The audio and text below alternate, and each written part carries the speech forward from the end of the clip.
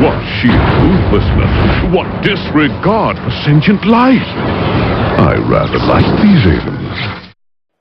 Hey everyone, so right after holiday, our TV died, and I was like, ah, crap, the holidays are over, let's see if there's any deals. And fortunately, there was one. And as you can see in the larger screen, we have our Toshiba Fire TV. And so I was like, TV for the Fire operating system, I'm not so sure about that. I'd actually thought about getting a Fire stick, Fire TV stick anyways, just kind of cut out the middleman. So I was a little bit worried. Now, when I first plugged in the TV, and I connected to the internet, I immediately got not only an update for the TV, but the next day I also got an update for the remote. The remote is very simplistic. I'm pretty impressed with what Toshiba and Fire TV have done here. You have this kind of wheel remote. Doesn't really do any, it's not like the old Apple or anything, but it's very clean. It's very obvious. That's up, down, left, right. It's got its home button, and then you've got a dedicated Netflix, HBO, View, and Amazon, as well as your mute and your forward and backward, etc. Um, Feels good in the hand. Uses two AA's. Now, one of the complaints I had seen with when I was reviewing this TV and trying to figure out if I want to go this direction was someone had said, yeah, when you're looking at the screen itself, you have to go back and forth between the actual settings up here and to go and modify that. Well, I think someone was paying attention to his video, because now when you are watching anything, let's go ahead and go to Netflix for simplicity. Resume, why not? This was 4K, so but it's in black and white for the advertisement. But if you hold down this key right here,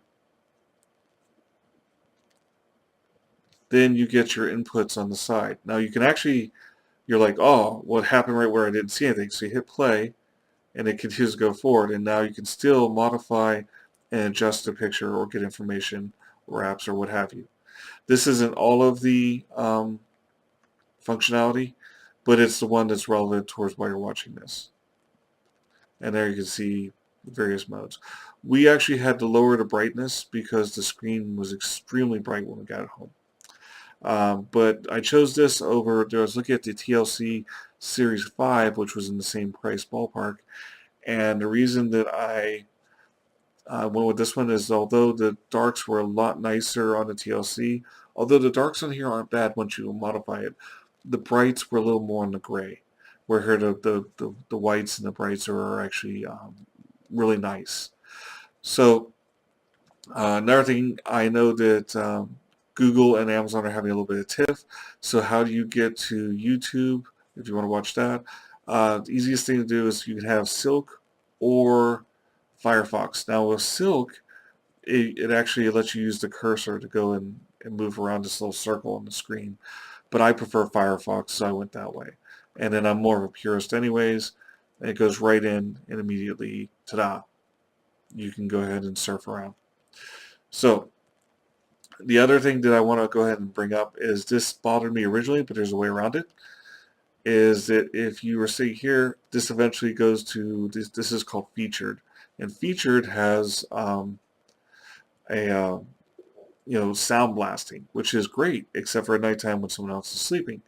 So the really easy way to deal with that is you go ahead and go up, go to your settings, and then underneath preferences,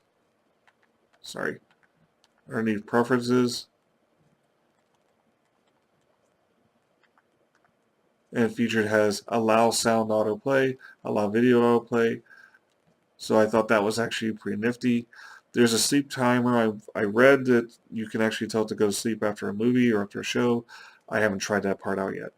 And the other thing that people were, that I was a little concerned about, was that because it's directly linked to my Amazon, am I going to be billing myself like mad by accident? And the answer is no.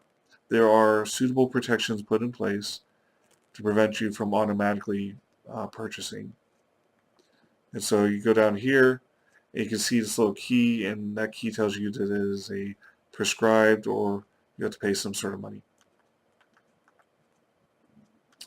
Same thing when you're looking at any of the other shows. So there's no roadblocks, or I'm sorry, there are roadblocks to prevent you from going like an insane fiend and just ending up with a large bill. If you have children, there's going to be protections you have to put in place. And I believe, I haven't explored them, but I did see parental protections, and one of them is probably a code to put in to prevent that type of problem. It's snappy, it's fast, it um, brings up your library, brings up regular videos really fast. I like this part right here where it has, like, I purchased Deadpool, it's probably the only video I own, and then down below I have the ability to purchase other things, but these are things that are kind of in line with this, so I think they're doing really good there. And then when you go to the Netflix button, it goes to whatever you're looking at before, and then you can go ahead and move. Oh, that's on? Awesome. You can go ahead and then move to something else. So you're like, oh, I don't want to watch that, or someone else was watching that. So it's been a great TV. Now, sound.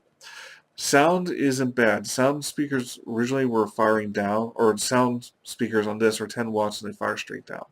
It was a little weird at first. We had to play with the sound until we got to the point we liked it.